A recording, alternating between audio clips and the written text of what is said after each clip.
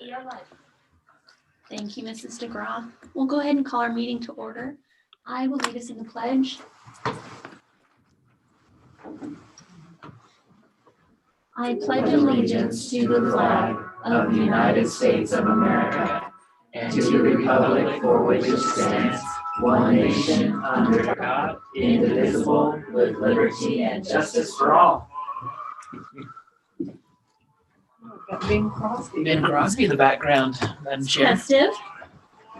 Right. You might want to close that all the way because our mic will pick that up. And then just when it's over, if you wouldn't mind reopening it back up. So Yeah, they'll do the announcements and the pledge here in a minute. Okay. Well, we want to welcome all of you for coming. Thanks for being here. The floor would be open for a motion to approve the agenda. Madam Chair, I move that we approve the agenda. Is there a I'll second? second that, Madam Chair. Those in favor? Aye. Any opposed? That motion passes. The floor would be open for a motion to approve the minutes from our previous meetings. Madam Chair, I'll make a motion that we approve the minutes from our previous meetings. are there any comments? Did Sorry. you get the things fixed? It's all fixed. Okay, all right. Any other discussion? Those in favor? Aye. Any opposed? That motion passes. Mr. Williams, our superintendent's report. All right, thank you, Madam Chair. I'll get through that. I feel like we've met quite often this this month, so everybody's probably getting sick of listening to my voice. And then, but thank you. Do have a lot of fun and exciting things going on. With board and superintendent. Just our education foundation had earlier this month. We had 6 teachers apply for ed grants, and the Ed Foundation gave out $1,696.78 to those grants. Here's just one email with a thank you from Mr. Packer. He just said, I wanted to say thank you again for the support that you continually give me in the classroom to make my classes better learning environment. And so he's been a benefactor of the Ed Foundation many times and uses materials he's supported every single year. And so let's see, he just talks a little bit about that. So I just wanted to pass that on to the board. Mrs. Perkins and Mr. Schmidt that were there at that meeting. And also thank you to the other members of our committee that helped so much with that. The one discussion on that, we put off fundraising. We had the really big fundraiser a couple years ago, and then with COVID hitting, we'll probably, when we meet again in the spring, have a plan for a fundraiser for the Ed Foundation going out. For And next so summer. for next summer, Starting next summer. starting next summer. So Yeah, that good fundraiser that we had, it brought in a lot of money, and this is the result of it. We were able to fund lots of requests, projects. lots of projects, lots of requests for the teachers to help their classrooms and their students.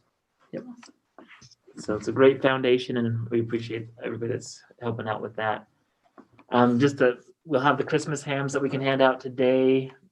Didn't really think through this all the way while we're on YouTube Live. I don't know if the teachers are going to want them in their cars or what, but we'll figure that out after the meeting when we go to hand those out. Just the work meetings, just wanted to again say thank you to the board members for being at our different work meetings this month. Just discussing things with COVID, our working meeting, and also the patrons that have been here on that. We've had some good feedback, good input, and I believe the plans that we've been putting into place, even though some of these plans have differences of opinion, we do listen and we do take the input into consideration. And even though if a decision goes an opposite way of somebody's viewpoint, that doesn't mean that we didn't consider it. And so that's just part of the business that we have to do, and we appreciate everybody doing that. And then just as part of the superintendent evaluation, that's coming up next month. And so isn't that an exciting thing for the board members? They get to decide what to do with their superintendent. So, so thank you. I just want to say thank you for that. PAW meeting is just an FYI. We will have a PAW meeting January 6th. I'll touch on some of the PAW meeting information that came up on the last PAW meeting when we get to some of the discussion items a little bit later. technology update, still looking at the LMS review. On our last professional day, our teachers had a quick preview of one of the programs that we're looking at. The orders for COVID funding and has been sent in. And then we also had to have a reimbursement slip submitted to the state, and it was accepted. So all the money that we got out of COVID that needed to be spent before December 30th is spent and Good. accounted for. So we didn't lose out on any of that. I saw that on the budget, and so now we have some money left. There's That didn't have to be spent. there's 4 or 5 different budgets, and the Right. ones that had to be spent right now Did get spent. did get spent. Blended learning is one of them. That's a discussion item I'll talk about Okay. in just a little bit, because as part of us having that grant given to us, I needed to give updates during board meetings and such. The others were just strictly from the governor, and so we've met all the requirements to do that. Maintenance, grounds, custodial, everything to do with snow and boilers are doing a great job. I really appreciate anybody that's gone out and moved snow or pushed snow, thinking of trying to get here before the hundreds of cars show up. If our snowstorms would just snow between 10 o'clock and 2:30, then they could go and push them all even before the buses come. So I really appreciate what they're doing. Custodial staff is a little low right now. We have some that are visiting family in Mexico, and some illness with some of them. And so they've just been picking up the slack. Our maintenance guys go around and pick up the garbage. The other custodians have spread their areas out, and really appreciate them. We have great facilities. It's one thing that I'm really proud of at West Jefferson is our facilities look great. They're clean. And maybe not right after recess when all the kids come through with all the snow, but it's cleaned up really quickly. It's just amazing what they do. Our food service, again, continuing with the free reduced lunch program. This is similar to what we've had. Just a reminder, those that if you haven't signed up for free and reduced lunch, and even if you don't take advantage of it, we are able to qualify for grants based on those things. It's just one of those, and our Title I monies that help that out. So if you could please do that. So you're going through through June. Yes, and that's the one thing that with COVID, the National Lunch Services extended that all the way through. And one of the reasons that the connection to that also, it helps the agriculture as well. Oh. Because those agriculture grants guarantee that the monies flow to the different areas. So it's not just the schools that get that, but by having that, when the first federal, I guess, stimulus came out, that money is able to last throughout the whole year. So if it ends, like if that money runs out, we might have an announcement that says, okay, in May, this program ran out, but it's extended through June. So is that And for we'll go. everybody? Everybody aged 1 through 18, Okay, it's the same as before. then. the It's same not as just before. for Yep, Those that qualify. Yep. Okay. for sure. Thank you, that's a good question. Mr. Williams, do you want to talk about why it's important though for us to still do the application? So even though it's really important that we still fill out our free and reduced applications, even though as a family, if a family qualifies for free or reduced lunch, they're gonna get the benefit of having it with or without the application. But the application helps us track the percentage in our district. And that's where our federal programs, our Title I programs, the paraprofessionals that we're able to hire, those come about based off of that percentage. So if we have a huge drop, then that changes. Our district, the last 2 years has been between 49 and 51% overall. That allows us to have Title I programs spread out through the buildings. If we drop below 40% in a particular building, then what happens is Title I money has to be targeted instead of school-wide. And if it's targeted, that means our paraprofessionals aren't able to help any student. They have to only target certain kids who meet the eligibility guidelines. So that's why it's important. Update on our transportation department. They did have their spot safety inspection, and here's just a few bullet points that came from that letter that was sent to the school district and given to Mrs. Cherry. And so really nice things that are said here. Inspection team reviewed the district's ridership. Buses were clean, well maintained, inspections. Each bus has an inspection log that they have to keep, and it has to be done within a certain amount of time. And so there was one discrepancy where we had a vacation day on a Monday, and it needed to be done on a Monday, but it was logged on a Tuesday.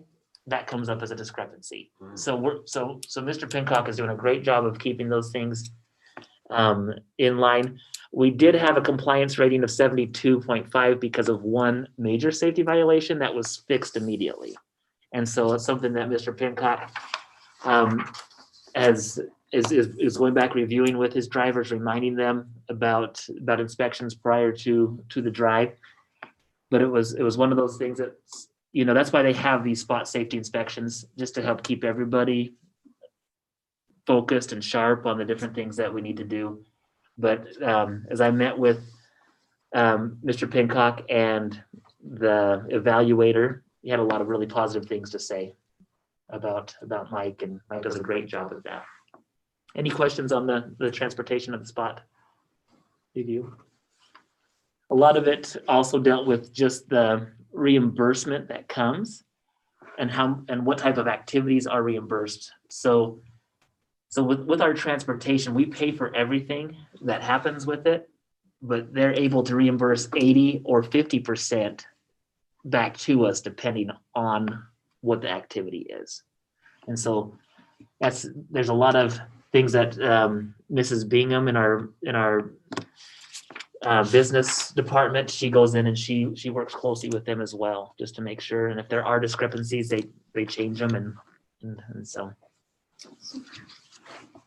Secondary schools, and this will be all schools actually, are already looking forward to the blended learning days for next week, talking to the students on who they need to have come in, getting that set up. We did decide to cancel the junior high dance due to COVID. That was a decision that we made out of safety, where we had our 4 classes that were isolated for last week. And then also just wanted to highlight Mrs. Parker. She had a music concert in November as well. That music concert was also held with limited people in attendance, just to stay within the governor's recommendations. And so she had choir, and then she had the symphony, which had some of the band and orchestra people. So What would it take to grow her choir participation?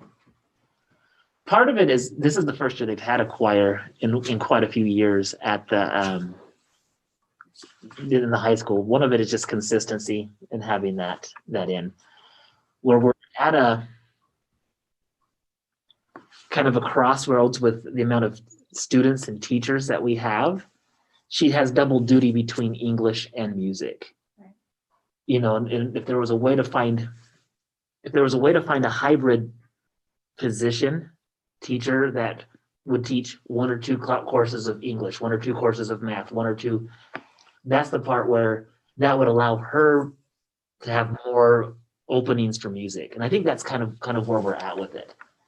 So were you able to attend that? I did. I thought it was very well done. She's very well qualified to do things of that nature, and I would like to see that program have more participation, because I think there were only 3 boys.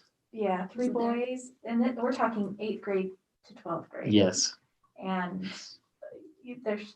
I would definitely like to see more participation. See, and that's one thing that by opening it up with the whole secondary, the 7 through 12, to be part of that, that's one way to try to get more people in. Yeah. Where we're also trying to balance, our support units or our FTEs of the money that we get from the state and having that offered. It's difficult to have classrooms that only have 1 or 2 students in it. Mhm. And we've had that in years past, and we've eliminated that with that. So So that's one thing that I'm mindful of that. I'm mindful of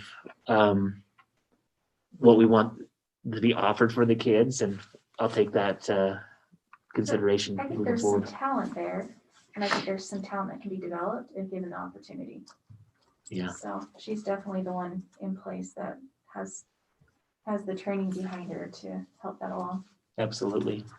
Yep, I agree. Well, I'm glad you enjoyed the concert. Elementary, Pearl Harbor Day was this month. There were some discussions that took place over at the elementary on Pearl Harbor. It was actually my grandfather's birthday, who's passed away a few years ago, and so I was able to reflect on that. Not that was part of the superintendent report, just kind of threw that in there, Thanks for acting so interested in that. Elementary is also looking at the blended learning days. And just to get it out there, parents, if you want your kids to come to school that day, you can send them. Even if the teachers say they're meeting all the requirements, they're on track with everything, you still can send them to school on that day. We will have buses go as regular, the schedules will be the same throughout the day, and the buses will return home. Again, those blended learning days, just as a reminder, we're doing this as a COVID precaution as we're going into the holidays, just trying to reduce the number of potential spread because there's always the case for that. We get that. We've been upfront and open from the very beginning when it comes to COVID that we cannot guarantee a germ-free environment across the board with everything. And so this was just one thing to give families that want peace of mind a little bit more peace of mind with that. Our Christmas programs and activities have also been reduced and modified because of that. I know that with the different programs, we're limiting the number of people that can come and offering multiple presentations on that. The Hamer Library received a grant, and I do have that attachment I just want to bring up. We'll show here on the. So you can see this little write-up that was put in. I just want to, highlight them on that. They have a $1,000 check from the Idaho Lottery Bucks for Books. They went up to the Hamer School and were able to present that. They didn't announce they were showing up.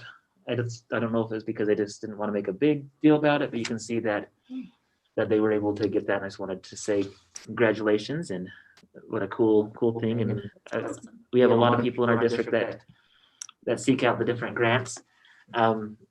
The elementary and high school purchased guitars and are having a guitar class right now. It's one thing that Mr.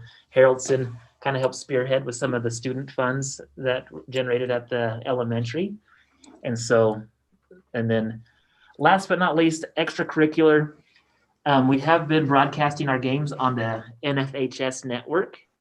I know that initially when we first came out, there were a few bugs and people had differences of opinion. Overall, it's been very positive. I've been working with them directly on an update to try to get the scoreboard fixed down at the bottom. And so we're crossing our fingers that we can get along that soon. But with the broadcasting, the administration and that's Mr. Hadley, Mr. McDonald, myself, we've been broadcasting the games and trying to hope it be a little bit more enjoyable for those that can't come. And some people have said they can't hear the audio. What we're finding is that issue is on their end with their device. And so people are complaining about that to the board members or saying, oh, you just can't get the audio or we're buffering. That's their internet service. It's one of the things that it could be times where it's bogged down, but for the most part, it's been working well with a few things on the scoreboard that drive me nuts, but Well, super. but it's been good. So that's the superintendent, Madam Chair. Okay, Are thank there you, any Mr. Williams. Any questions or comments? Okay. Okay, we'll move on to public comment. Mrs. Telford.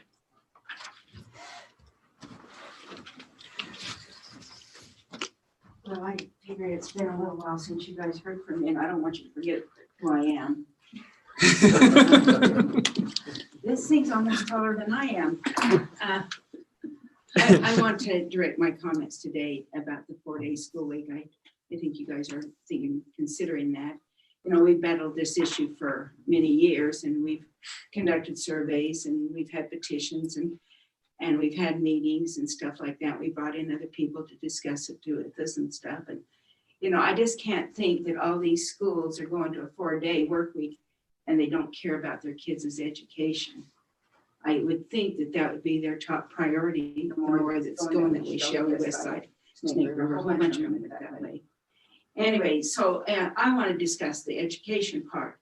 There's lots of surveys out there, and you know, there's nothing that says that it affects their education that bad. I have some grandkids going on 4-day, and they've done fabulous on it because their mother schedules all their dental and doctor's appointments on Friday, so they're in class more. I've got some nephews that are superintendents and school teachers, and the one that was a school teacher, he said, I was in a 5-day, I went to a 4-day. He said, why not go to a 4-day and get the same amount of pay? And so the superintendent said that if you'll work with your athletic director and make him do all your away games on Fridays and Saturdays, your home games during the week, he says you got more class time with the teachers instead of substitutes. And the kids are in class more because they can go to their appointments on Fridays. And so actually kids do better on a 4-day because they're with their teacher more and they're getting more quality education. I also talked to a lady, she's on the school board now, and she was a teacher, and she was in a grade school, and she said, I couldn't believe how much better my kids did on a 4-day. She said, I was against it when they went to the 4-day. She said, I fought it. But once they installed it, she said, I could not believe how much better. She was teaching the 4th grade, how much better they did do. The second issue is the handicap and the special needs kids. They say that they struggle. And they're a young man that had a little boy that had special needs. He said he went to his therapist, and she said, I know that they think that the handicap will do terrible on a 4-day, but he said, in our finding, they do better on a 4-day than they do a 5-day, because it's a lot harder on them to do the 5 days. Then the bus transportation, if that would alleviate our problems on Fridays, getting all these activity runs going. Now, I just took the wrestlers last week. Had we had school, they would have missed, and they're going to miss tomorrow all day long. Plus, Coach Rogers is going to be gone, and so you're going to have a substitute for all of his classes. And so, oh dear, there I am. And so they do, you know, it does help with the bus transportation a lot, and we're really in need of extra drivers right now. The other one is the teachers, and it's an incentive for more teachers to come this way because everybody's pulling that way. And I think that's one of the main reasons that West Side and some of them did go that way, is because of the incentive to draw teachers. And the longer days is actually better than the more days going to school. I don't think we'll have to go maybe 15 more minutes or so each day to school. Finances is just a short, if you don't going to save a lot on substitutes maybe, but I don't think you're going to save a lot on finances, but you'll save a little bit. And you know, we haven't made a big decision like this since 1985. I was driving for the Rigby School District at that time. This is my time up. And anyway, Pug Madison voted to move us from Rigby. What a great decision that was. We can't live in fear of change. We've got to start changing, and we've got to try and move forward to what is going to be the best for our school district and for our kids. And if all the other schools are doing it, why should we be any different than that? Thank you. Thank you, Mrs. Telford. Okay. And Cody, you're not forgotten. We know who you are. Okay. Yeah, don't ever think that. All right. Hopefully everyone had a chance to look over our financial reports, and the floor will be open for a motion to approve the consent agenda, financials and personnel. Madam Chair, I'll make a motion that we approve the consent agenda and the financials. Is there a second? Second. Is there any discussion? I called Patty and asked her about huge expenditures in the athletics of the high school, and we went through what was all, it just happened to be a time when they needed a lot of things. So I feel okay about those expenditures. And then I saw that the pop machine over here at the elementary had bought guitars. Mhm. And so I asked Carol about that, and that's where I found out we were teaching Guitar a class. guitar class over here. I forgot to ask her what grades that was for them. They're offering that, I believe, starting 5th grade through high school, Fifth, but okay. they have different times on that, and it's And when do they hold those classes then? so I believe it's 3rd period. Oh, so in the mornings? Yeah. And I got like 12, I believe. Yeah. 12. That- Acoustics. The acoustics, and that's one thing that when I was in high school, they had a guitar class, and that was my first experience with guitar. And Yeah. you guys have seen me rock it. Come Oh, on. yeah. Paid off. If that hasn't paid dividends. It's been a while though. Just teasing. So, and then I did notice that the COVID money had been spent, so that Yep. was good too. Okay, so that's, And some of those expenditures on the athletic departments, when they came through, there were some really good deals that came out on uniforms because of COVID, that we were actually able to get 2 sports teams purchased, like, was just really good deals Awesome. because throughout the country, we're one of the few states that are actually still continuing with sports. Most of them are canceled. Big California, Washington, Oregon. So if you think about that, we were able to pick up some really good deals on that. And Coach Hadley, as our athletic director, was really keen to that. So yes, there were some bigger ones, but glad you noticed those. oh yeah, I did. And I also want to comment that no matter what I call about, Patty knows every budget. It's not just the one she's doing, but she can answer all the questions I Oh, yeah. needed answered from the high school, from the elementary. She knows them all, so it was really so nice to. And everything that's spent has multiple people looking at every I expenditure. like that.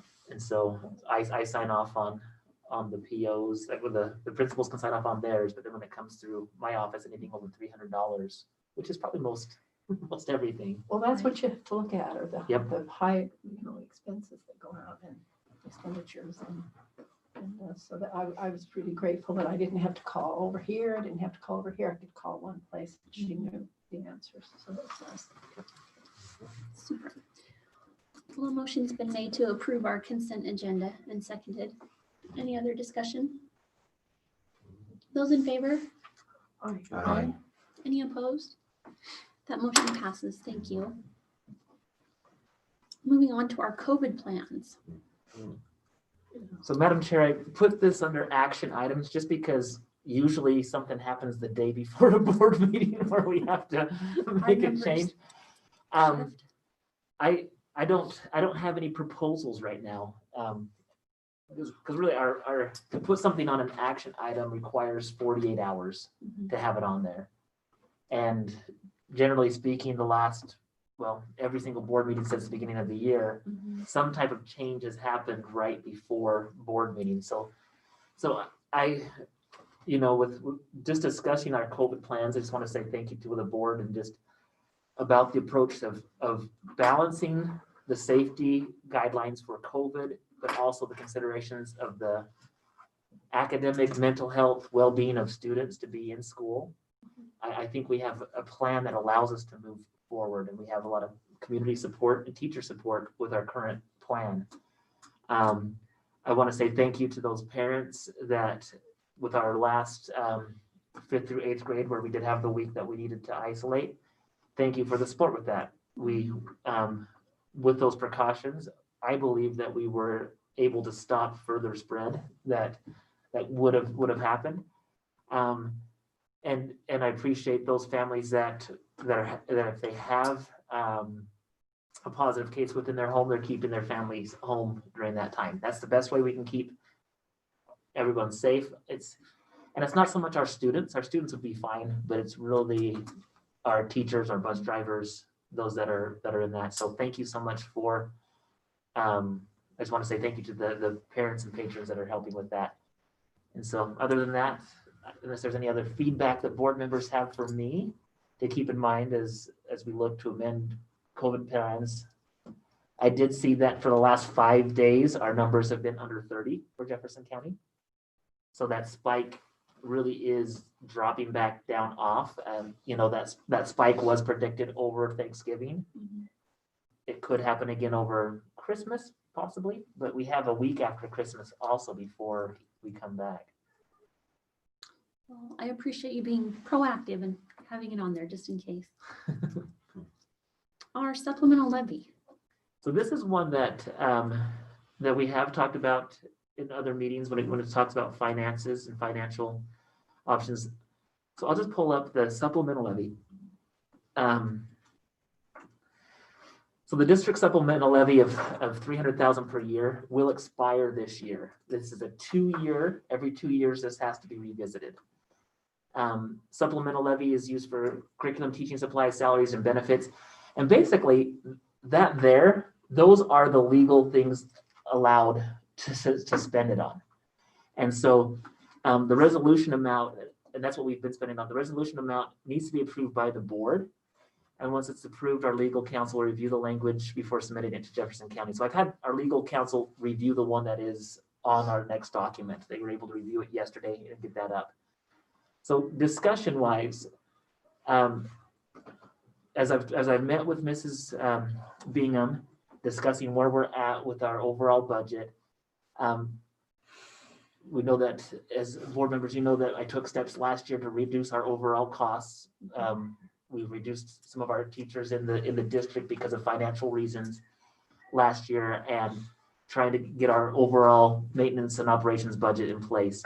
But one thing that we've done well in our district, and this happened, I don't know, probably 6 years ago, this levy was initially put in there so West Jefferson pays a little bit higher than the state average to compete to bring teachers out.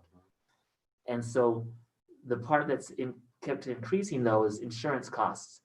Last year, insurance costs increased 8%. The year before that, it was 4%.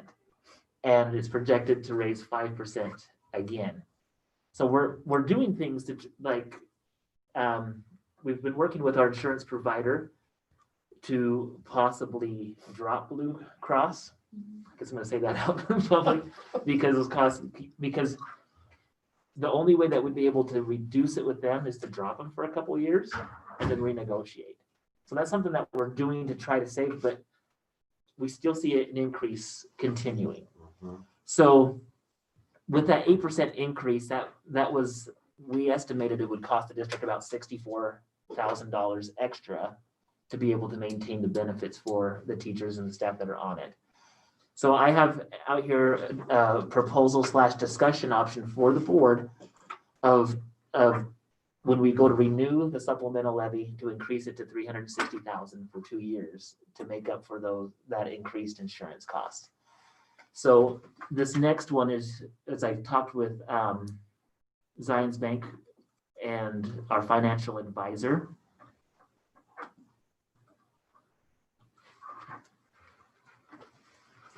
Here's our supplemental levy / all of our levy history for the last 10 years. So this has everything with how much. So you can see the fiscal year, the supplemental levy, which is our maintenance and operation, and those are the things that we talked about. You can only spend it on items that are approved for maintenance and operation. The other would be some of our insurance, tort claims and things like that, legal things, plant facility, the bond, and the total overall amount per 100,000. This last one is just the taxable value within the entire school district that we're able to draw on that for the rates. And so right now, our supplemental levy maintenance and operation would be $118 for a total of $237. We have our plant facility and our supplemental levy on that. It's not too bad. Is it? It's really low. Yeah, it's really low considering the previous years. And so the 10-year overall levy amount is 348. Our last bond that we proposed that did not pass would have put our level at 326, 25 or 26. So you can still see we're still lower than the 10-year average. And when you're also considering from 2007 till now, these things are necessary to have because we don't have, when the tax base formula changed for schools in 2006, 2007, that's why these things are in place. And so really, we're not asking for anything more than what's been done in the last 10 years. And then the other part is we're still lower than we were in the 90s when it comes to the amounts, when you look at the historical ones. So so our school's really been running, if you're thinking, oh, you're extravagant, we've been running on bare bones in the district for as long as we can. And so really at hand here, the question is, do we keep it 300,000 or do we increase it to 360? That's really what we are going to have to renew this. But I guess at the board, you could decide not to renew it as well. That's up to you guys. But my proposal would be to look at raising it to 360. Here's what the cost would be on that. So the current overall levy is 237. That includes the supplemental levy, the plant facility. The insurance costs have risen by 8% for approximately 60,000. It was just a little bit more than that.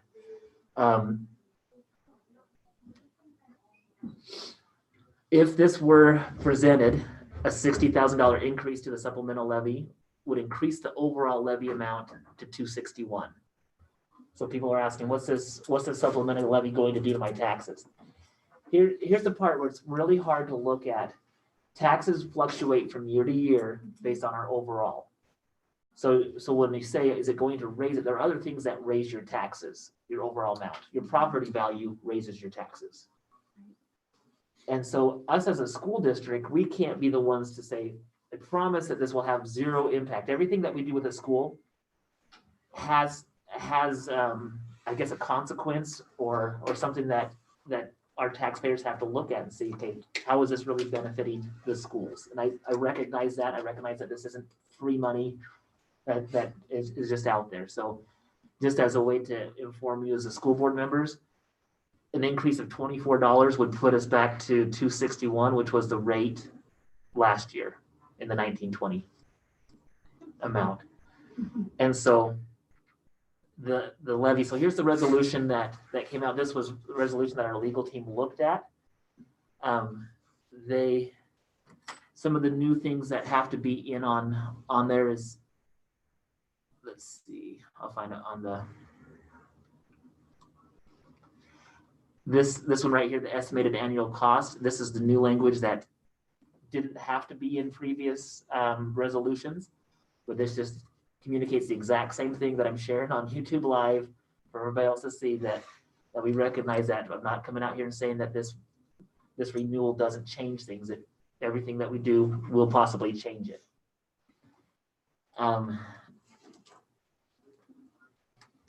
So that's where they're at. The question would be, where's the ballot? Oh, that's it right there. A supplemental levy requires 50 plus 1 of eligible voters. So 51% would have to be in favor of the supplemental levy that we've used for benefits and salaries on teachers. So 51%. Yep. We can do it. What was it? The last one was 80%, 84% in favor of the 300,000. So I know there's always some concern if you're going to say, well, you're increasing it, is that going to make people say? But overall, when you're looking at the this chart right here, we're still way below our 10-year average on what we're asking for. And I'll be able to show when we get into our discussion part about bond ideas, whether that's remodels or future projects, how this would change, and just an idea that I have to start putting out there for discussion. So that's all I have to present on the supplemental levy. board members can decide to do a number of different things with this action item. The amount, whether or not we run a supplemental levy, a vote would have to be in by now, or if the board chooses not to take action on this today, we'd need to have a special meeting early in January so we can have this into our Jefferson County Courthouse election department We need to have before it in by January 19th. So. I'll So get- does this go year by year or Every 2 years. 2-year deal? Okay. Yep. Okay, so when we increase it, will the second year will obviously Stays- have it. it stays the same for Second 2 year years. will obviously have an increase on insurance again. And that's the part where I don't know if we have to, I don't think we're gonna be able to outguess it. We're doing a couple of things to try to help pull that back down to keep a balance. But if you remember on this can also help out our overall maintenance budget, or not maintenance and operation, our M&O, our 100 account. This is going to help it out as well to try to help push us back so we can have a 3-month, 3 months cushion where we're below that right now. This levy allows us to pay above what the state reimburses for teachers, so it increases the quality of teachers that we're able to get out here. I think that's important for us to remember that that's what our levy is for. When you sign up as like a new district for a new health policy, is there like a contract time limit? 2 years. 2 years. 2 years, and so we would never do anything that takes away. Would have to have similar benefits because that's negotiated with the teachers. Right. So the benefits have to be the same. As long as we offer it, there's nothing in the teacher negotiations that say it has to be insurance company A. Right. And so those are things that we're still looking at independent of this, and we'll go forward regardless whatever the board decides. But we would need to be with that other company for a period of 2 years before we could renegotiate with company A. Gotcha. But if we're away from company A for 2 years, then their policies allow them to renegotiate up that cost. If not, we just have to keep assuming the cost increase, which has really ballooned.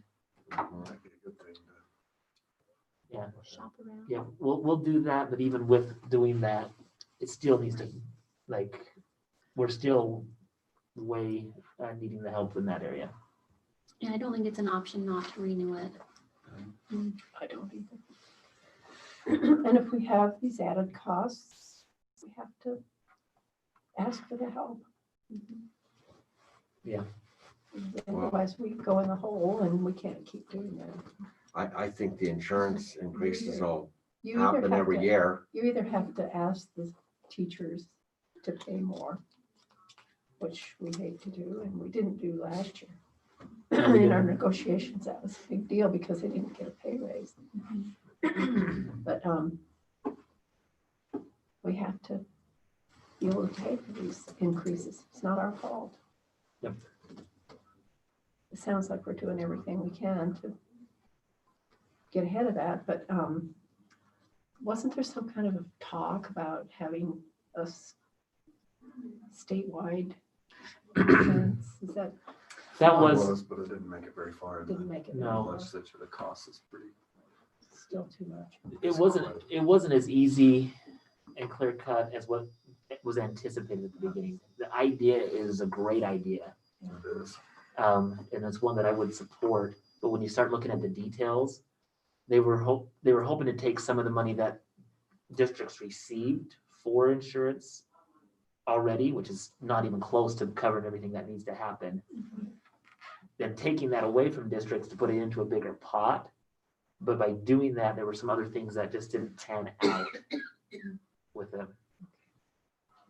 I suspect it'll be revisited, but. But the plan that was, the details of the last plan need to be changed. So my feeling is we need to ask for the 360. Today is the That's a lot. Yeah. 360. Well, the floor will be open for a motion then. Madam Chair, I'll make the motion that we As for the levy and the increased amount of 360,000. Second. Is there any discussion? Those in favor of increasing our supplemental levy to 360,000? Aye. Aye. Any opposed? That motion passes. Thank you. Okay, we have been doing a policy review for quite a while now. They're on the 3000 series, it looks like. Yes. I think this was one of the things that I started right off with as the new superintendent, and then we got derailed just a little bit this last happens What, every pandemic? pandemic. So yeah, the remainder of the meeting, really, this is just discussion and information. Just time for me to share different things with the board, allow you guys to give your feedback from patrons, and but we will be getting the 3000 series out. We will need to schedule a work meeting in January just for us to have a chance to review it because of the policies. What we've generally done is we get the list of the ones that are required by law and start there, because there's a lot of policies that are in there. Make sure that we have the ones that are required by law first, and then allow us to revisit that and see what types of policies you'll have on that. So Mrs. DeGraw, you'll be getting that put together for us. Yes, April emailed me back and said she's waiting on the new list of requireds because that has changed in the last couple of months. So then once we have those requireds, I will share that with you guys. But we do need to meet at the beginning of January so we can have our first reading in January, our second reading in February, so that we can have it finalized before the second week of March. Super. Okay, sounds good. That's all I had, just kind of an update discussion point on the direction for the policy on 3000s. Great. Moving on to the next one. Looks like we have some draft. Some draft calendars, and just a follow-up from our work meeting last week. Again, thanks for the board, and thankful for that. I have a hard copy of that for you in here. You do, don't I you? do. For Superintendent G and Superintendent Dr. Barzy from Westside and Preston coming in, answering our questions.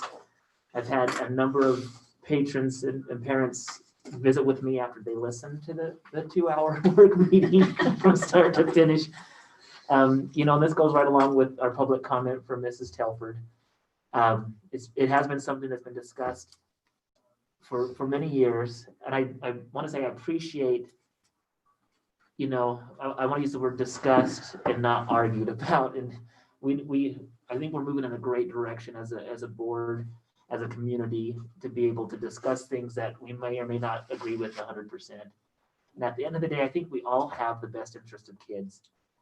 One takeaway from that calendar work meeting, which may or may not make the decision easier for you guys, but on one hand, the research shows that it's not students that are impacted, because you're going to be able to find some evidence that shows that it does, some evidence that shows that it doesn't.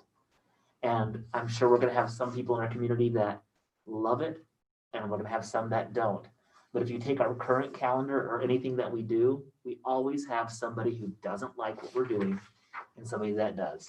And so that's one of the things that I as I visit with the superintendents that are doing this, and they're not forcing me, saying, hey, you have to do this. It's one of those things that, as we look at these 2 calendars that I put out, I've been able to crunch some numbers a little bit more and just show the difference. And I'm okay with either one of these calendars as a superintendent. I will lead and guide. There are some just different things that I think, as we look at our overall goals of student achievement, which are still important to us, but also retaining teachers and attracting teachers. I think both calendars have pros on that. I know that we have, even within our teaching staff, some that really don't want a 4-day, but we have some that really do. And when we have people that have those types of personalities, or not personalities, but viewpoints. They're valid. I think that that's what their perception is. But as I've talked with other superintendents, they're seeing a lot more pros towards the 4. But again, differences between the two, and these numbers aren't final. On the 5-day plan that we have put out, or the draft, roughly that is 1,071 hours total of contact time. On which one? On the hybrid. Okay. Hybrid. Oh, yeah, I have mine than yours. So the hybrid has 1,071 on it. And again, that can fluctuate a couple hours here or there based on the minutes and the schedules that I'm working with. The 4-day option with the trimesters have 1,048 with this last one that I put together. That's 23 hours difference between the two. But look at your starting and your ending. The starting and end times of the day. The day. And absolutely, that is where you have to have a longer day for it to make up. Right. I've been looking at a way to try to start at 8:05 instead of 8. It's a little bit difficult. We could still do it and meet the state requirements, but it just brings some of our contact time down a little bit. So that's something I could still look at. On all the different ones, these do allow for at least 5 days for snow days built into them. With this, where a lot of other districts don't have that many built in on their 4-day. They go to the minimum and then they go on a Friday if they need to. As I'm looking at this on the 4-day one that's proposed, and here's one thing as we look at that. I'll even pull this up as I'm talking in case people want to listen. On the 4-day calendar, and again, this is I always want to go back draft. We're not voting on it today. Like I'm gonna find some errors on this. I don't have all the teacher work days put in or the teacher professional days. We're looking just student contact time. On a week where we have Labor Day, that would be a slide week. That's a week where we would go to school on a Friday. 4-day school week does not mean no Fridays ever. It means we need to try to, because we still have to find time to come to school, and sometimes it's going to be on a Friday. Just depends. This calendar option does have 9 days off for harvest. We do come back on a 7th and 8th because we need days. We need to find days where kids are coming back in to school. This isn't an attempt to try to say, how do I sneak and limit harvest down? It has nothing to do with that. It's trying to find a balance between, we need to have the days in school, not starting the week after the Mud Lake Fair, but still trying to have a week between the fair and start time, and being able to be done by Memorial Day. Those are the things that we're trying to do. We can always go later into June if we needed to. We can go that other week. Those are things that are always options on the table. Once we have the direction on which type of calendar we want to go for, because that would be my proposal is in January, decide on which type of calendar you want me to fine tune. And then in February, we can come out and actually get the exact days put in on that. As you go through and see on this example, November, the week before Thanksgiving, that would be a 5-day week. Just because we need to get days in. We have to have 48 days. That's a good time to split. In comparison though, on the hybrid schedule for next year's calendars, and it really just depends on where your Christmases and everything line up and fall into play. The first trimester would end December 30th on the hybrid, meaning we would take a professional day in the middle of the week and balance that out where the hybrid schedule has all 3 trimesters, 54 days, 54 days, and 54 days. On one hand, I really like the symmetry of that compared to the other one, but that wouldn't happen every single year. When I look at the calendar for the 22-23 school year, we try to get those back on a Friday as well. Other things on going back to the 4-day draft calendar, we'd still be able to be out on the different holidays in January and February, but we would slide those weeks, if that makes sense. So President's Day week and Civil Rights Day week, you'd slide that week and come to school on the Fridays. I haven't decided. Again, I'm gonna wait to see where we're at. I know with our other calendar, with our hybrid calendar that we are currently on, or the proposed draft hybrid calendar, parent-teacher conference days are on Thursdays. I'm even open to putting those on Fridays and just saying that would be a teacher work day. It's a full day. Parents can come in on a Friday and do that. The spring break on a 4-day is really an extended weekend is what it would be. It'd be a Thursday and a Monday added onto it. You've got how many days for teachers in here? So I don't have that added up on the draft 4-day, Okay. but it will be equal to the amount of hours. So the total teacher contract days are 182, and I have that on the bottom of the hybrid option, because this was one that we're currently on. So I had all that So added when up. you put those slider days in there and you put the 4-day or the slider days and the teacher days, Mhm. it's not a whole lot of gain, is it? So what this would do is it creates 10 more Fridays. 10 Fridays that they're off. Yep. To me, I don't know whether that's even worth bothering with, because this hybrid works so well.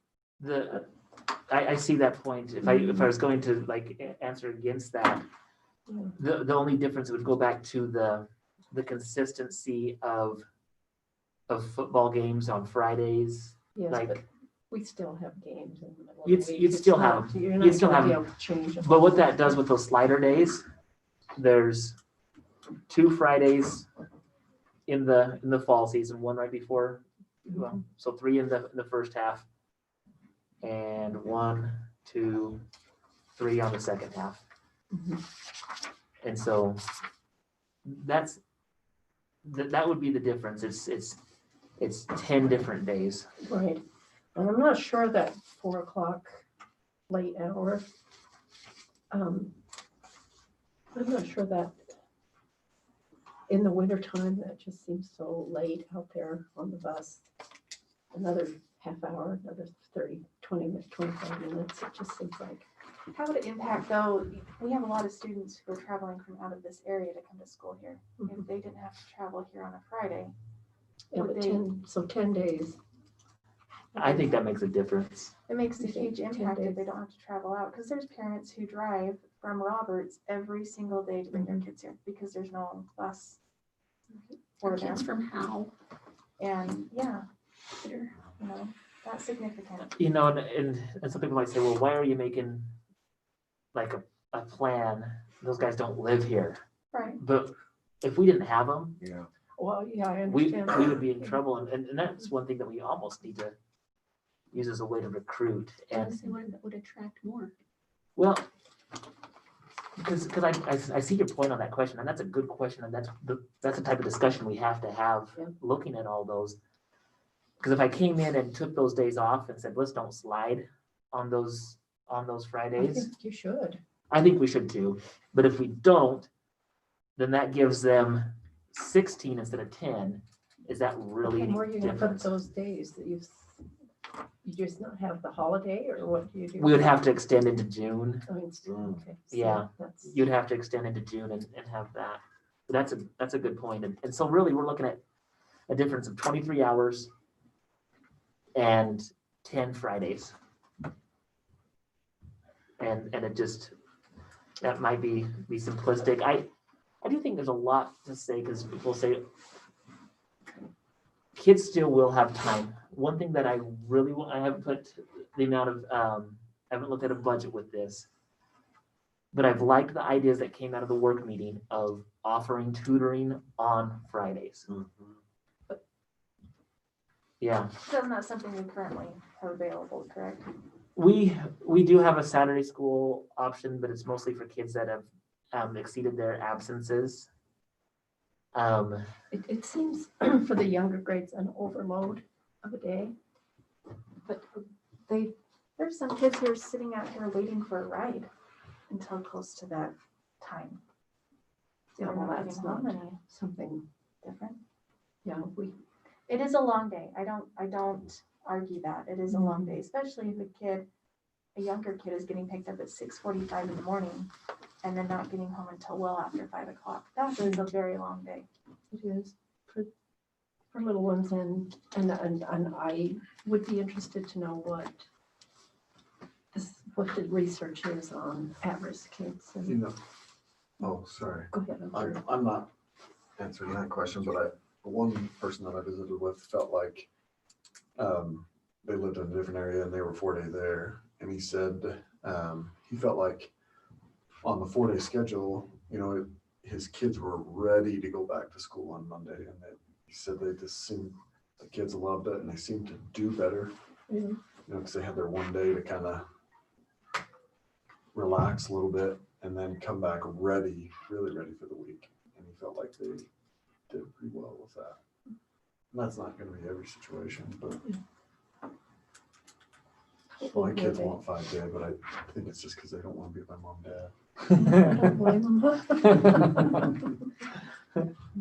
My kids love school, so, Yeah, but they're, Well, I think They'll I think they'll still love school though. That's the thing is we do see that at the elementary. Kids generally love school. they do, but that's a big overload. It's It's like one special ed kid came home from a day of school and he just said, he flopped on the floor and he just said, I just can't take anymore. And I'm thinking, are these kids And feel so that overload, or I think they feel the overload right now. But is that because of COVID or what? no, I think they feel the overload just because. Because of the 5 5-day days? school week. No, I don't think it's because it's just because it's 5 day or 4 day. There are high expectations that are put on kids. We're pushing kids to their, and that's what we want. We want to have an academic program that does that. But does that extra all the time overload equal that you're going to be successful or be able to learn a skill or that? I know that, and maybe it's different when I can look at my college approach to things. I didn't go to school for 5 days in a row on any of my classes that now qualified me to be a superintendent. Right, I did that. And so I think that there's a little bit of the unknown. I think that's what it is on this decision. Yeah. Because I've even gone back and I've read with the files that I have in the office on the last 2 4-day things. That was when I came in at 3 in the morning. I was like, I want to read some of these. That's interesting. What'd you find out? We're basically in the same spot we've been the last 2 times. When it was looked at the first time, it was for financial reasons. And the move not to go to a 4-day at that time was correct, because if you're doing it just for financial reasons, it's the wrong reason to go. Last time, I think it was mixed. I think as I looked at different things, I saw petitions that went around with signatures that said we want to go 4-day. Well, I saw the stack of letters from teachers and from people that said, I don't know, this would be a bad idea, but all of it came down to their personal experience, and because they haven't been on it. I haven't had one person who's been on it ever say it wasn't, they didn't either make it work or it was good or had a lot more benefits. At the ISBA conference last year, when we were able to go to one in person, when Willie and I went up to Coeur d'Alene, I listened to 2 different boards that are on a 4-day talk about that. I think they had 1 or 2 people that said we came from a 5-day into a 4-day and we didn't like it. Out of all of the people, we might have more, but even if we had 60, 75% that liked it and 30% that don't, we're pretty much in the same place we are right now. There's Yep. there's always 30% of the people that may or may not be super pleased with everything that we're doing right now. I've talked to different school officials at the conventions over the years. And my feedback has been that every district that has moved to a 4-day liked it. I've never heard of anybody that said, With we the made a mistake. With the exception of Shelley, like Well, 20 years ago, okay, I didn't, but they're back to it. but everybody I've talked to that has changed to the 4-day liked it. Now, that's just what their opinion was. I'm not saying it's right or wrong, but that's what their feedback was. Have you talked to the faculty members and they've given you feedback? So the feedback is the exact same as it was 5 years ago. The only difference is that the survey results indicate that 70% plus are interested in it, To go to the 4-day, to go right? to the 4-day. Mhm. How did it get defeated last time? You were on the. Well, I was on the board and we had parents and students actually come in and petition for the 5-day, to leave the 5-day. And it was something that was I overwhelming to think you, so that's a you, tough decision. But it was a tough decision.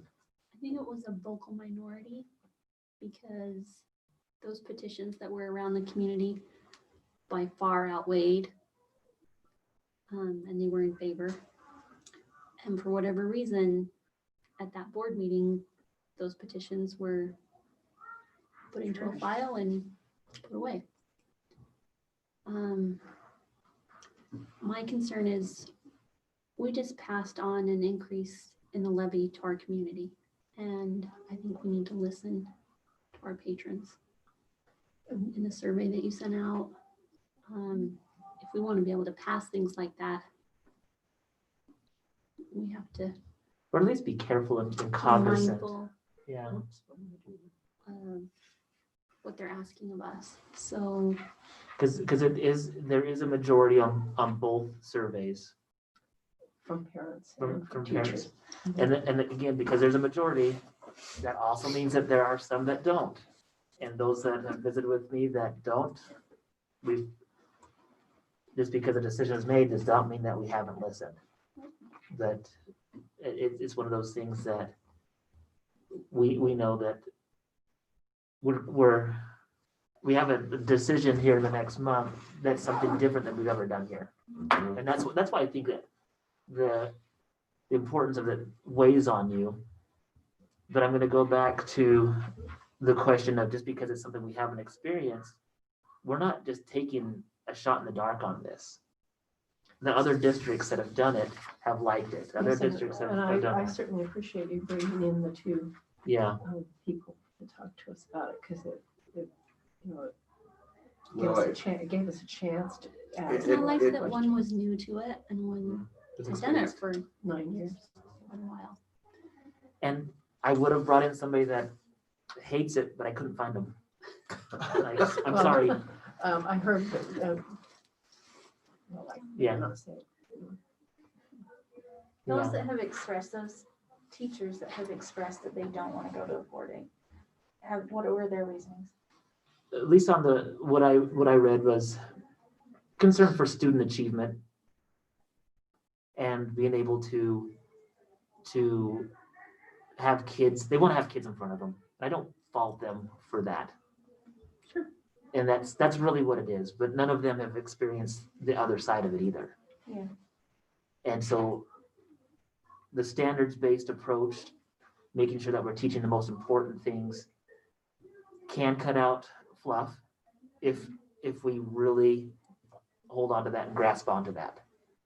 Like that's what the research shows. If we teach the most important concepts, then we should be able to do that. Now, where I think we get held up, and this is me speaking, when teachers are passionate about what they teach, which they should, because we want passionate teachers here, they want to teach everything. And I don't want, and they want to help every student get there. We want to be able to put together a viable curriculum that we can ensure that kids hit this. But if we try to say that kids can hit every single standard, we are not being realistic. Because the research shows that if we teach every single standard that's out there, it is going to take us 23 years of education to be able to provide that. And so really when it comes back down to it, going back to the question, those teachers are just passionate about their subject. They feel that this is going to help. But that would be assuming that the teachers that are in a 4-day school week aren't passionate. And that would be assuming that parents and board members don't care for students in a 4-day. And I don't think it's about whether we care about it or not. It's just what it comes down to is what do we do with the kids when they are in front of us is the most important thing that we have to keep focusing on as we're moving into this. And I think that's an advantage that we have with this decision that other districts that have moved into this for financial reasons, or maybe they were moving it into it more for, I don't know, because they're rural schools or whatever. I think this can benefit us by bringing teachers in. They do have some perks of having some Fridays where they can attend to their own personal things. Like even better. So. Well, it's such a small group that are doing it. You know what I mean? Idaho, a few states. And so it's a little scary to do it, knowing that the rest of the country is not. You know, and when you go along it's that just a line matter of the calendar, Yeah. Arizona starts at the beginning of August. So why don't we start at the beginning of August? Why don't we go year round like some Utah What- schools? Some Utah schools go year round. Well, they have to. They don't like it, but they don't have enough schools. Yeah. That's a whole different story. No, so I have this out here for you to look at. Those were the numbers that I had. I don't have anything else unless there's questions. This would be the time to. Does the 4-day move parent-teacher conference to Fridays I can. on here?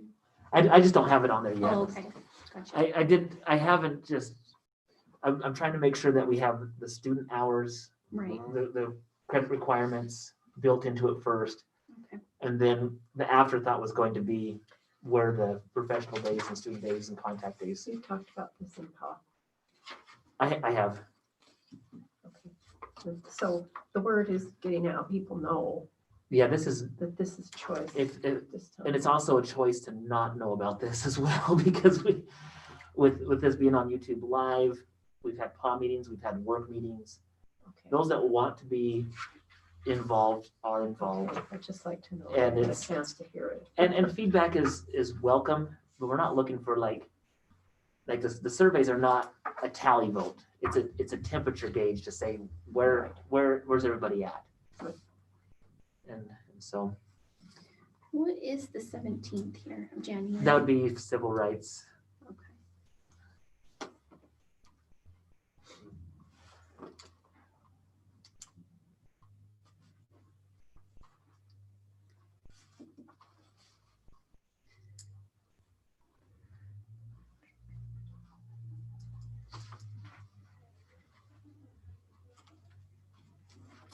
Okay.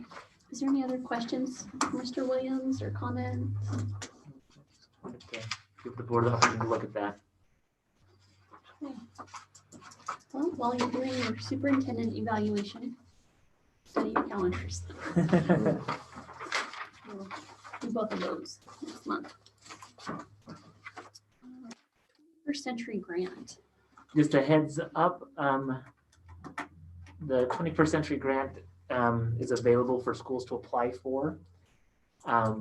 This is something that we've had in the past in our school district, but we haven't for the last several years.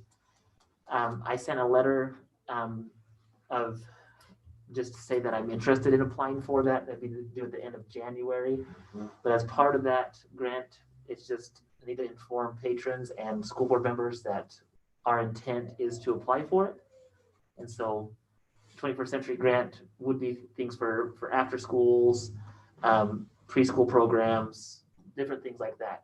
I haven't even started writing it yet, but I wanted to say that's on my radar to put out there. If you remember, that's one of the things that Mr. Barzee, when he was here, Dr. Mhm. Barzee Mentioned it. mentioned that they've had that. Yeah. I know other districts that have had it. So Hmm. the intent is there. I don't know all the details on it, but that will come up during the next PA meeting. That I will put that out there just to guide that application a little bit more on the needs of the community. Great. There's quite a bit of money available. Yeah. We just have to figure out how it Yeah. looks. So, Want to be tied to something that right. will be good for something. Yes. Awesome. Okay, bond projects. All right, this is gonna be another fun discussion. Okay, Boy, and I'm actually serious on that one because these are hard. Like to run bonds, look at bonds. I'm looking for the things that can really benefit, and I've learned a lot from the last one. And just being full disclosure out there, I'll take any situation. This is on my leadership. Like I will relook at things. I don't like that bond was not like Shane Williams's personal agenda, and there were some good things that came out of it and some discussion. One of the discussion topics that we talked about, where are we at? Where do we want to go right now as a district? Are we going to be a district that just focuses on remodel or new projects? The survey in the end of August basically came out exactly like the election came out with the bond election, not the general election. Didn't want to get anybody freaked out when I say election. Get you on your toes right now. But the post survey said 60% said we want new projects. That's exactly what happened. We had 60% that voted in favor of the last one. But then there were 25% on top of that said, let's just look at remodels or this wasn't the right project. And then there was 8% that said never tax me again. You know, so I get that.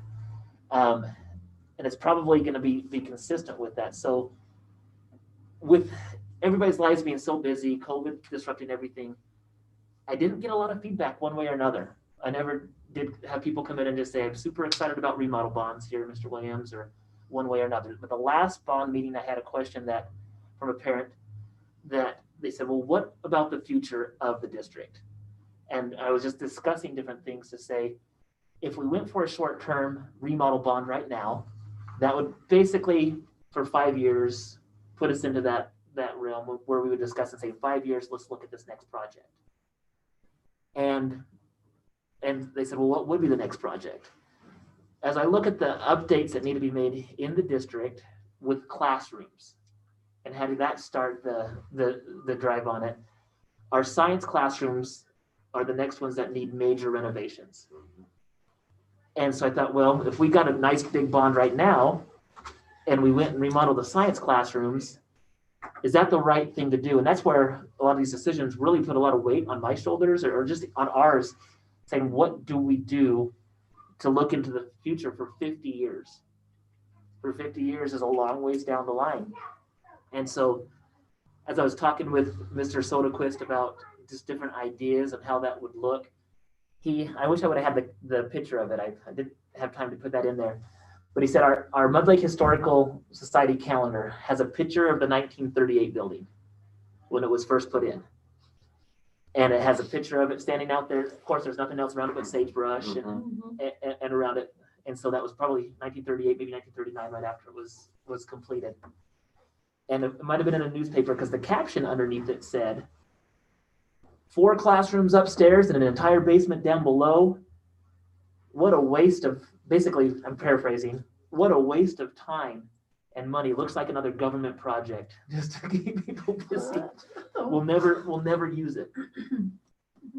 And if you're thinking, okay, a 50-year plan project, I use 50. From that time to 50 years after that, in West Jefferson High School, you had West Jefferson leaving Rigby, becoming its own district. You know, there's so many different things that have happened in 50 to 60 years. And as I'm thinking of my time, you know, I'm hoping my time is longer here than most superintendents, but a superintendent generally stays in a school district for 5 years. But if I'm here for 15 years, maybe 20, because I can retire in around 15 to 16 years to 20, what is it going to look like right now? And what are our plans? So as we're at the crossroads of a decision, with remodels, or do we put a plan into place that really sets the foundation for 50 to 100 years? My thought was, if we remodel science classrooms right now, where they currently are, you have Mr. Packer's room and you have Mr. Rogers' room. We are remodeling and trying to update with modern equipment inside of a building that maybe only has 1 or 2 outlets or plugs. And it's like me putting $100,000 into my house. Those of you that know where I live, you can't do much. The house is there. Really, if we're going to do something, maybe we need to think to the future. So I shared that in the PA meeting, started that discussion, and came up with just suggestions. Well, if science was the next one, what would we do? I talked about the proposal of a science wing, or where could we go with that? And the parent made the comment, or had a question, and said, Mr. Williams, why do we have to wait if this is something that we would want our kids now to have? And I think that's the thing that, as much as I don't want to throw myself back into the fire of a bond, I'm thinking of the kids that are here now. The longer that we hold these ideas off, really, if something like this, like the ideas that I'll show here, they could be ready for our freshman class to enjoy as a senior, or our 8th graders to enjoy as a senior. Whereas if we wait for 5 years and then have those projects get pushed back, the kids that are in elementary may not ever see that.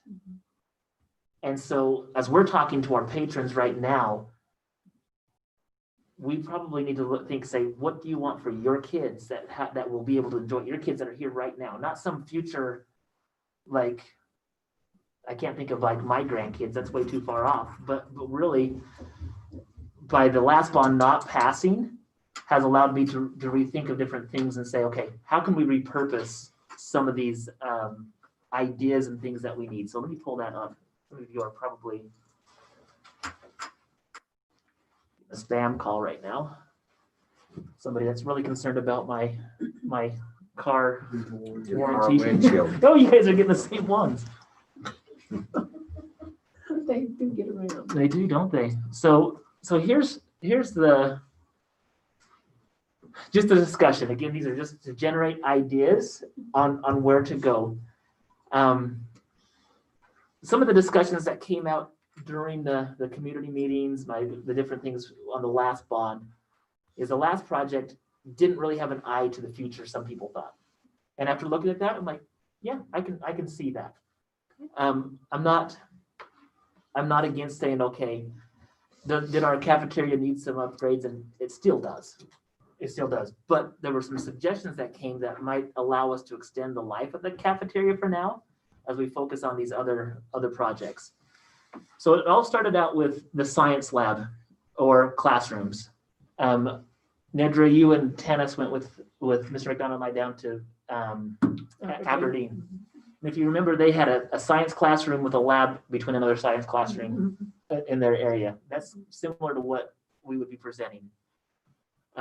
If we had 4 classrooms that came out from the west side of the wrestling room, adding on to our newest building, which that building was developed to add on to. The structure of that building was built to add out.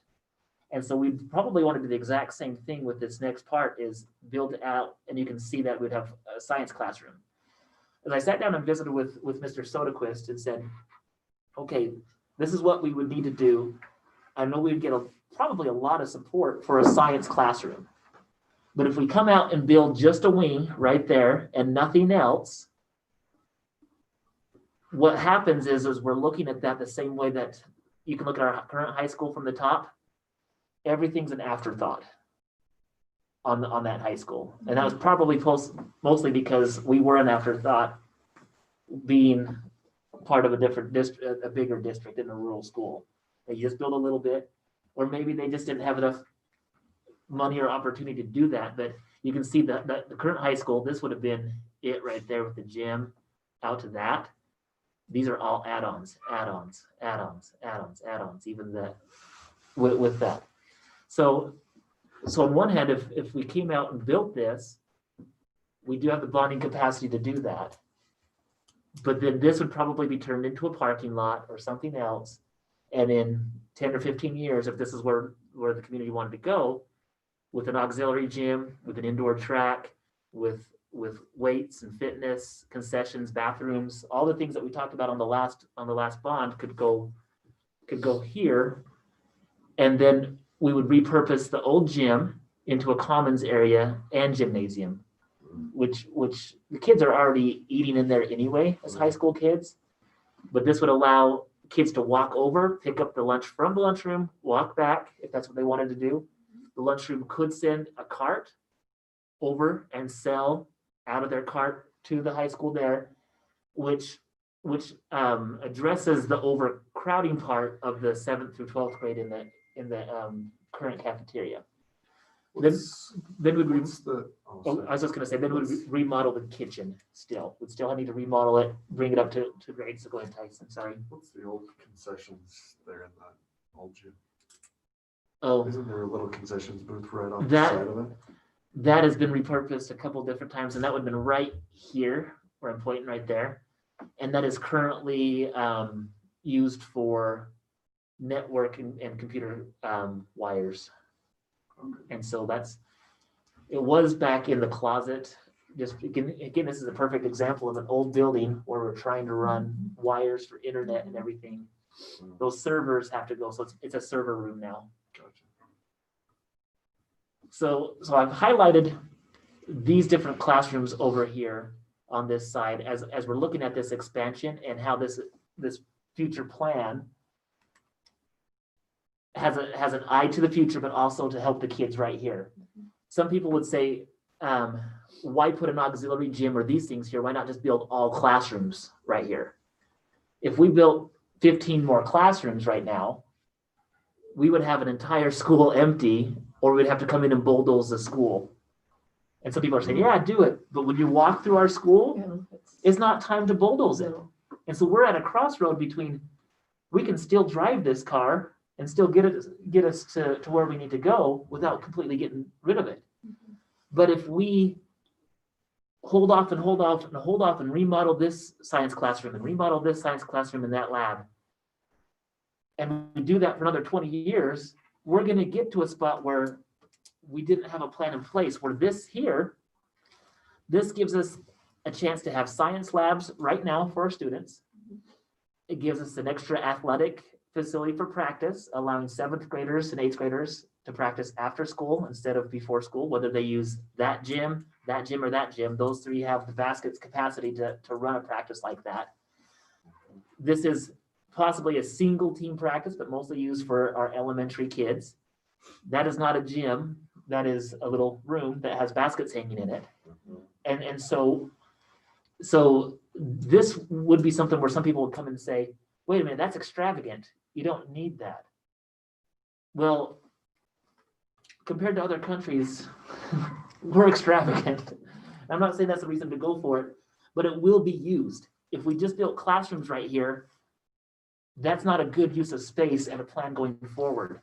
And then in 50 years, when possibly this building is ready to have an upgrade or change or whatever, this is the future area for expansion with more classrooms, where an entire high school could then be built in a section that looks like an entire high school, and not just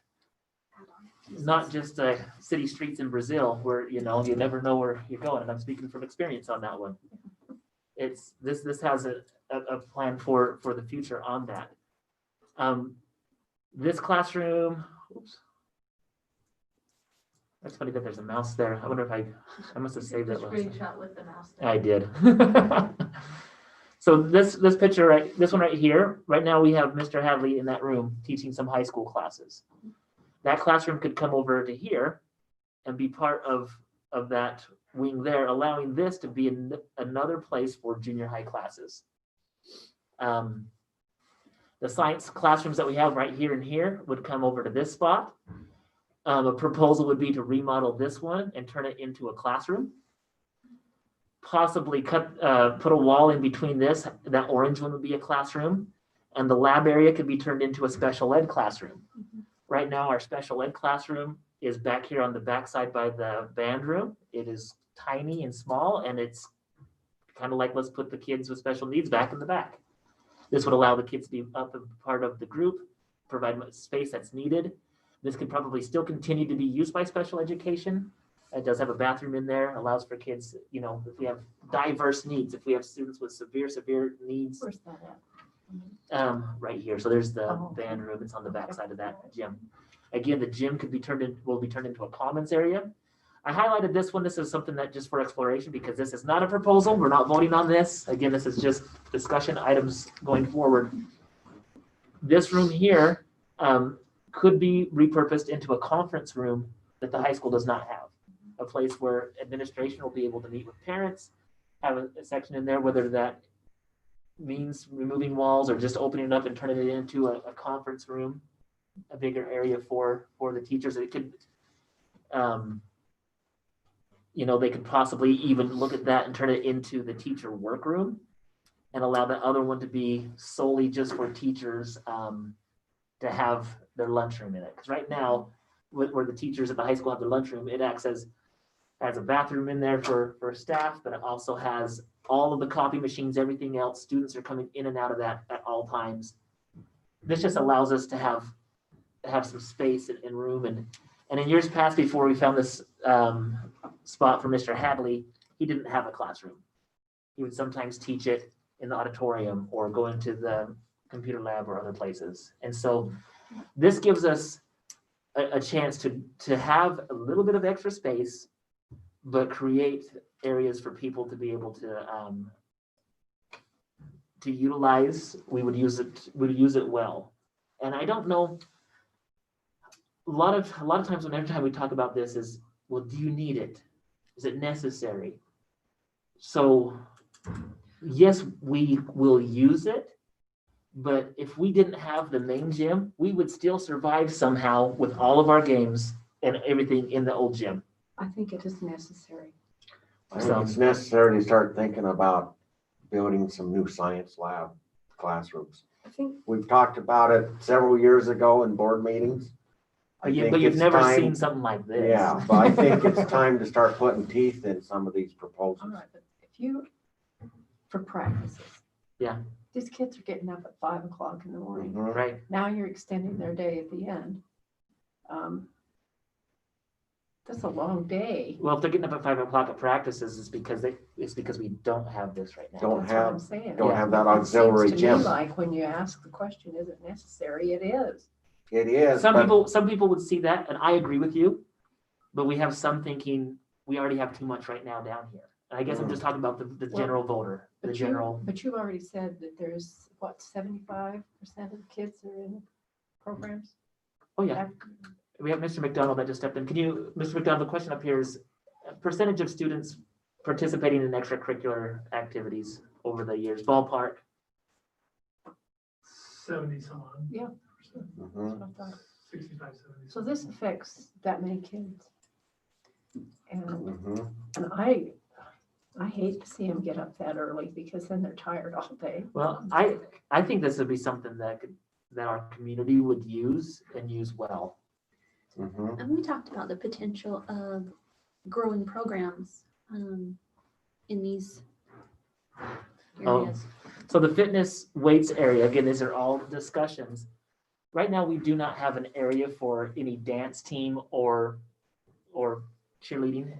A Mhm. fitness area, I would say, I would envision having weights, having exercise equipment like treadmills, ellipticals, things like that, that we'd be able to continue to offer to community members to come in. I don't want to come out here and say, I'm doing this, community members, to bribe you to do this, but it would benefit it. We have community members that use our current weight room.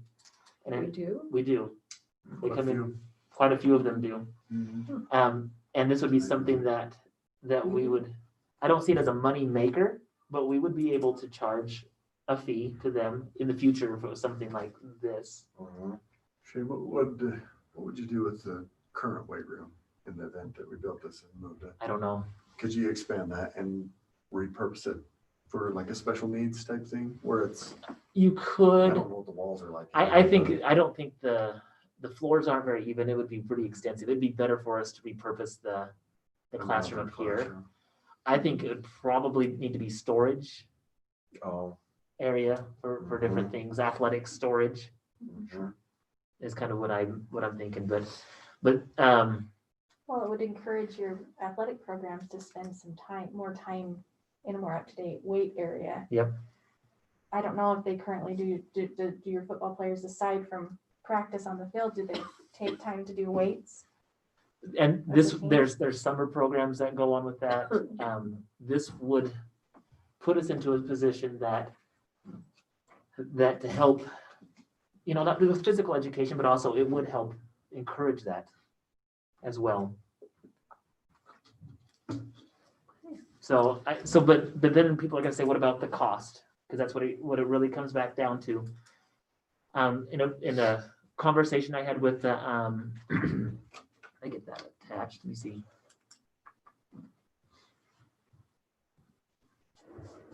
I did not get it attached on there. Is it on your computer in your office? It is, but I have it on the Word docs. Let me stop share for a second. Do you want to take a 5-minute recess? Or we can take a recess, or if you guys want to keep asking questions or talking. I want to ask Cody a question. You're a community member. Are you in favor of auxiliary gym so the kids don't have to be practicing so early in the mornings?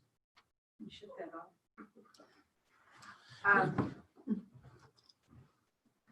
Sure. I have a different, these kids, it's not the kids, it's the parents. These kids do just fine on all these hours.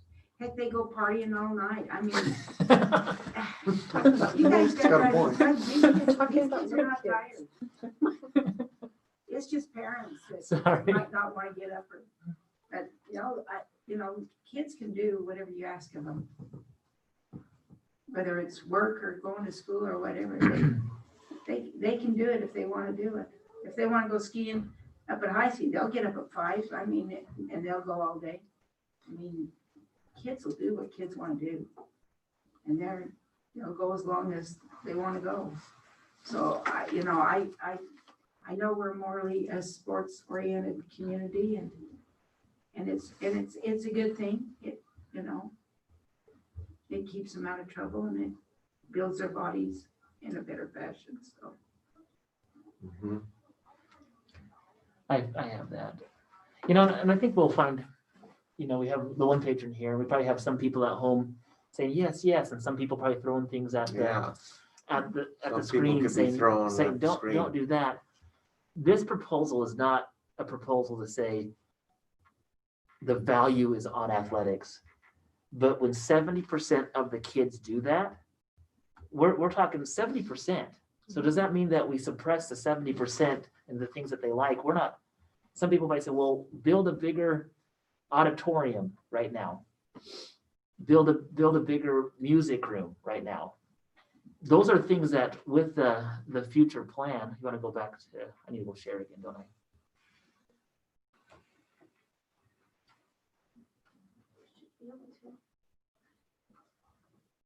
Yeah, I just need to find the Zoom, just a second. Oh, There it is. Like, this is just the beginning conversation. This isn't anything that yet we probably do need to have these things, the auditorium, the band room. But right now, that would be like saying, let's just build all classrooms because we value education.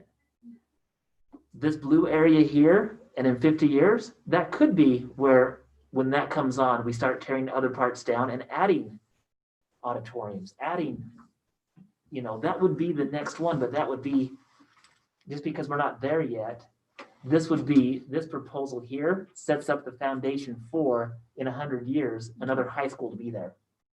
That's the part that this does. That extra gym sets up for the future where we're going. So as I talked with our financial advisor, I said, okay, so what is this going to cost? This amount did not include the the potential increase of the 360,000. So we would basically have to add the 24 cents or the $24, excuse me, to it, because if the supplemental levy passes, it increases it by 24. So you take these and add 24 to it to get where it's at.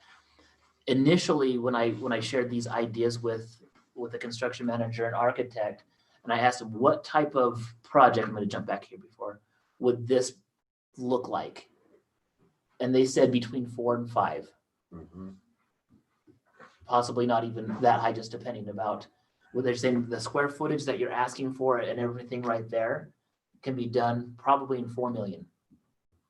And so when I'm thinking, okay, so what would 4 million cost our taxpayers to invest into a plan? And again, going back to the feedback that I had from the last bond, and one of the biggest things was this didn't plan for the future. This is 100% with the future in mind, with where we're going. And again, in 50 years, I don't have to make the decision to say, on year 21, we're going to do this, and year 22. But what we did is we will set up the next generation of superintendent and students with something that they can build onto and continue to grow on. So going back to the cost of that, if it's between $4 and $5 million on a 20 or 25 year bond, we're looking at right around 350, maybe 360, maybe 340. Our 10-year average is 348. Mhm. So what everything is lining up to say we're not asking for something extravagant that's been over what we've done. The plan is to say this is what we can do. People say, well, why now? Well, why now? I don't, again, I'm scared about COVID. I don't want to do this. I get that. And I see that that's a real thing. But if it's not going to be better in a year, is it going to be better in 3? Is it going to be better in 5? I don't know if any of us know the answer. It might not be. So if it's not going to be better, does that mean that we stop thinking about the future of the kids that are here? And that's where, going back to that PAW meeting, again, those that think that I don't listen during PAW meetings or anything like that, this is the comment when I showed those ideas, and I didn't have that graphic out, I just was showing the different things that could happen. Why do we need to wait 5 years before we decide this? Well, the longer you wait, the more expensive it is for building. Yeah. You know, cost of building is going to keep going up every year. And that's where we're looking at this.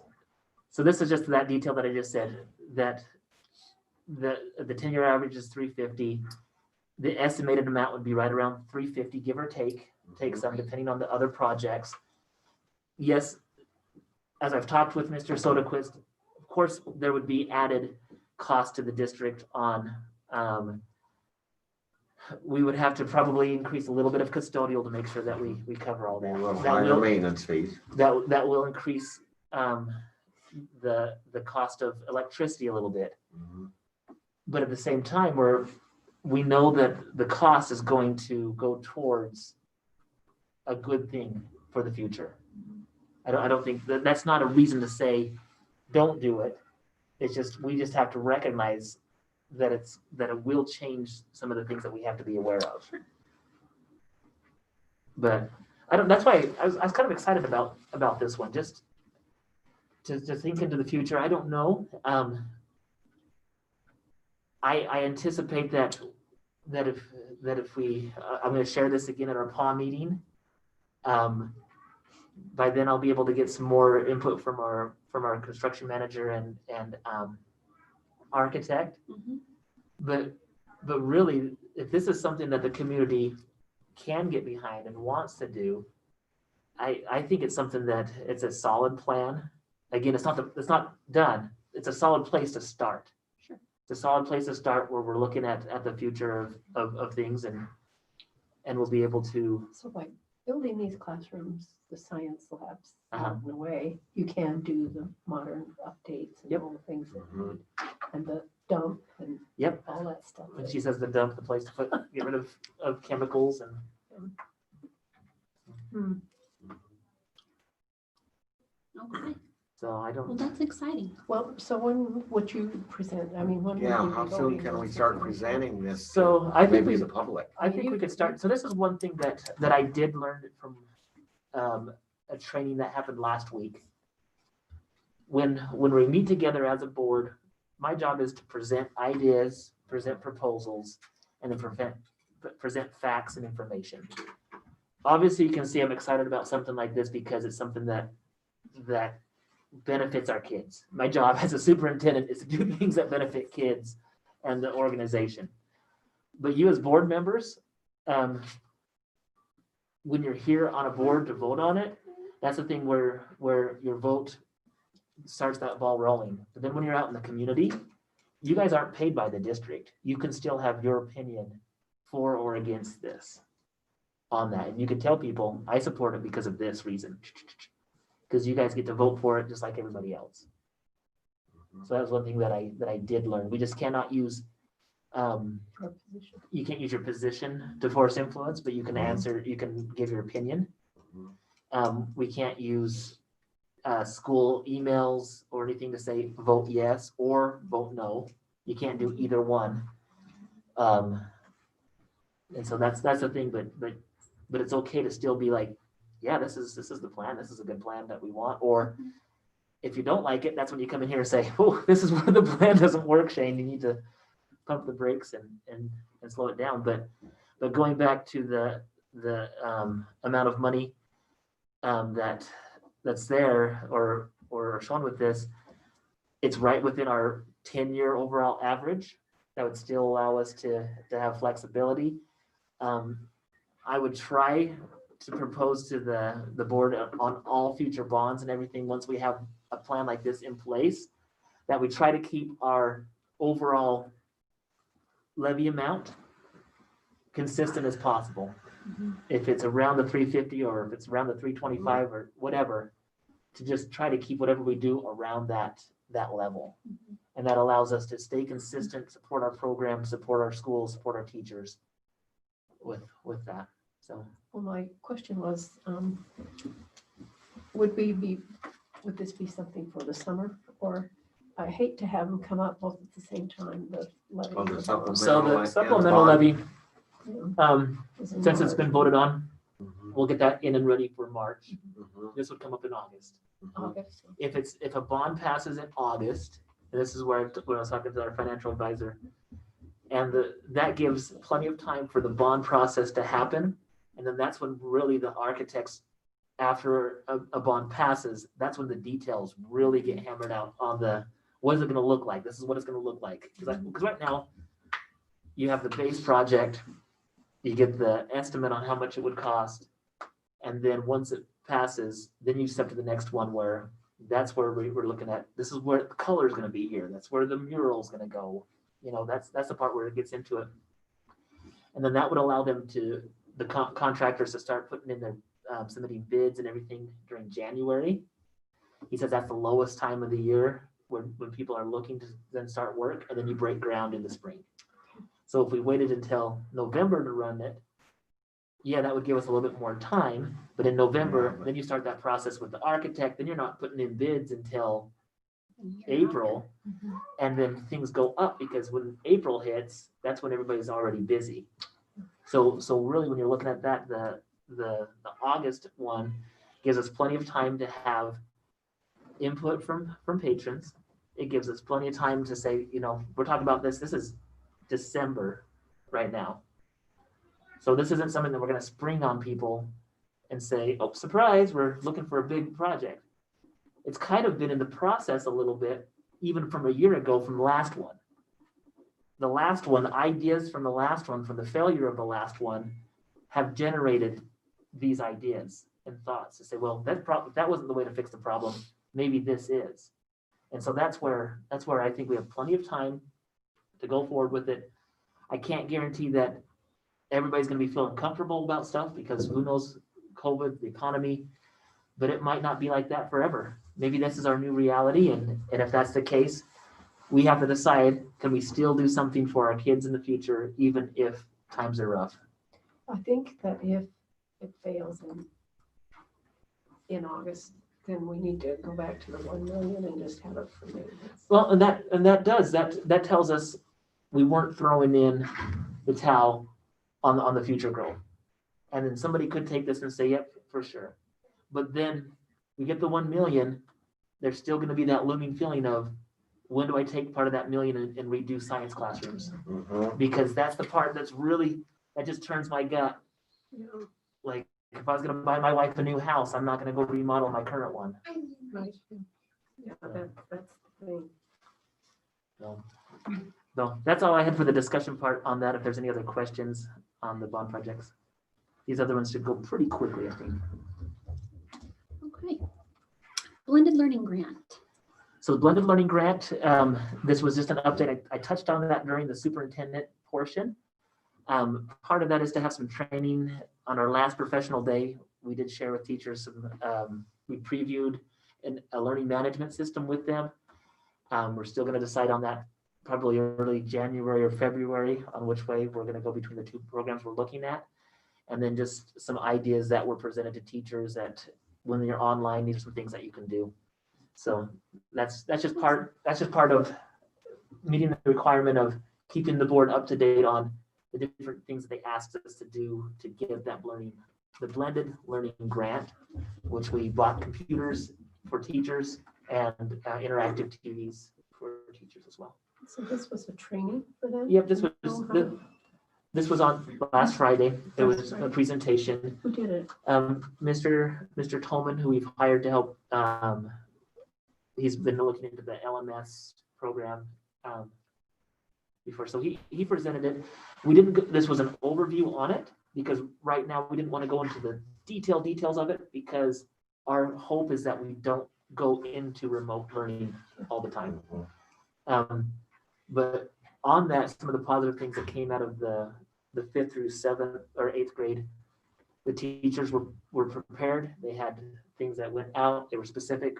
We did see that some students still struggled with getting on and working through the blended, but that when we go to a blended / remote, it does require that parents help encourage kids to do that. But there are also some families that don't have internet. We understand that. So we'll work with them. That is really a. Right, Andrea? Right. That is You really can a find hit. somebody who will help me out, let me know. It's a terrible handicap. It is. Yeah. So this may sound crazy, but is there ever a chance that a child that's sick at home can tune in on what they're doing at school? It could happen, and I know Mr. Hall has done that a few times with students earlier on in the year with our COVID precautions. My hope is that when we find an LMS that lends itself to being more parent, student, teacher friendly with that interaction, my hope is that we would be able to have all of our classes have the assignments that are done every single day, whether we're in school or not, on That that. would be so wonderful. And that's what my goal and hope is as we move forward, because then that would do a lot of different things. Kids on regular absences. How do I get my homework? Oh, I go to my learning management system and I pull it up. Kids that are for extended, if we have another pandemic or something that comes in, they have it there already for it. And so and then what if a kid, for whatever reason, doesn't pass a class? How do I make up my credit? Oh, it's all right back here. They can still go in and catch up on that later on. So those are the things that would help us. So blended learning days, I talked about that. If I can move on to 5-6. Yes, go ahead. I talked about that on the superintendent report. Just wanted it out there one more time. Next week we'll do then that. POM meeting on January 6th, 8:30 a.m. I will not have an evening meeting. I believe there's an athletic event there. And then we do have the notice of quorum that this afternoon we do have a breakfast brunch for the board, and then we'll be passing out some Christmas gifts to the teachers. Great. So moved right through that. Anyone have anything else before we open the floor for a motion to adjourn? What time is that, this afternoon? For I was thinking we could take advantage of it right now and just right after the meeting? Okay. And that saves us from having to do multiple trips for you. Okay. All right, the floor will be open for a motion to adjourn. I'm sorry, I move that we adjourn this meeting. Madam Chair, I'll second that motion. Those in favor? Aye. Any opposed? That motion passes. You're adjourned. Thank you.